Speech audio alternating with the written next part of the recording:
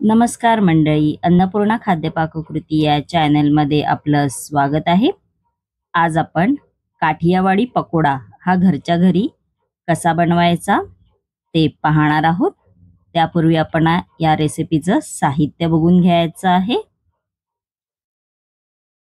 त्यासाठी लागणारं साहित्य इकडे मी 1.5 कप बेसन पीठ घेतलेलं आहे. 1 कांदा बारीक चिरून घेतलेला आहे. 1 कप कोथिंबीर घेतलेली आहे. 2 ते 3 हिरव्या मिरच्या अशा बारीक चिरून घेतलेल्या आहेत. आलं आणि लसूण बारीक चिरून घेतलेले आहे. अर्धा चमचा बडीशेप, अर्धा चमचा धणे, अर्धा चमचा काळी मिरी, अर्धा चमचा ओवा, अर्धा चमचा लाल तिखट मसाला, अर्धा चमचा हळद आणि चवीनुसार मीठ घेतलेला आहे. आता पकोड्यासाठी मसाला तयार करून घेऊया. इकडे मी खलबत्ता घेतलेला आहे. त्याच्यामध्ये काळी मिरी घालून घ्यायची आहे, धणे घालून घ्यायचे आहे, बडीशेप घालून घ्यायचे आहे, ओवा घालून घ्यायचा आहे. त्याच्यामध्ये आपण आता हे क्रश करून घेणार आहोत. असं क्रश करून घ्यायचं आहे. असं जाडं भरडं झालं पाहिजे. बघू शकता तुम्ही. आपला मसाला तयार झालेला आहे. चला तर आपण आता पकोड्याचं बॅटर तयार करून घेऊया. इकडे मी बाउल घेतलेला आहे. त्यामध्ये आपण आता बेसन पीठ घालून घ्यायचं आहे. त्यानंतर लाल तिखट मसाला घालून घ्यायचा आहे अर्धा चमचा. मग हळद घालून घ्यायची आहे अर्धा चमचा. त्याच्यामध्ये चवीनुसार मीठ घालून घ्यायचं आहे त्याच्यामध्ये. त्यानंतर आपण हे मिश्रण आता मिक्स करून घेणार आहोत हाताच्या साहाय्याने. त्यानंतर ह्याच्यामध्ये आपण आता थोडं थोडं पाणी घालून घेणार आहोत.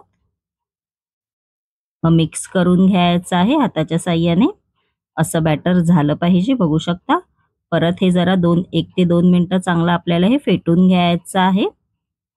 बघू शकता असं बॅटर झालं पाहिजे. त्यानंतर आपण ह्याच्यामध्ये कांदा घालून घेणार आहोत, कोथिंबीर घालून घ्यायची आहे, आलं आणि लसूण घालून घ्यायचा आहे जो आपण बारीक चिरलेला होता तो. त्यानंतर हिरवी मिरची घालून घ्यायची आहे. मग जो आपण मसाला केला होता तो घालून घ्यायचा आहे. मग मिक्स करून घ्यायचा आहे हाताच्या साहाय्याने. बघू शकता असं बॅटर झालं पाहिजे. नेहमीप्रमाणे तेल गरम करायला मी आधीच ठेवलं होतं. तेल आपलं चांगलं कडकडीत गरम झालेलं आहे. आपण आता ह्याच्यामध्ये हे पकोडे सोडणार आहोत तेलामध्ये. असे एक एक करून सोडायचे आहेत. बघू शकता. मीडियम फ्लेमवर आपल्याला हे तळून घ्यायचे आहेत. मस्तपैकी असे हे फुगतात तेलामध्ये. बघू शकता तुम्ही. आपण जेवढं तुम्ही जास्त बेसन पीठ फेटाल ना तेवढे हे मस्तपैकी असे गोल होऊन जातात तेलामध्ये, म्हणजे असे फुगतात. बघू शकता. आणि मीडियम फ्लेमवरच आपल्याला हे तळायचे आहेत. आपले काठियावाडी पकोडे तयार झालेले आहेत. बघू शकता तुम्ही.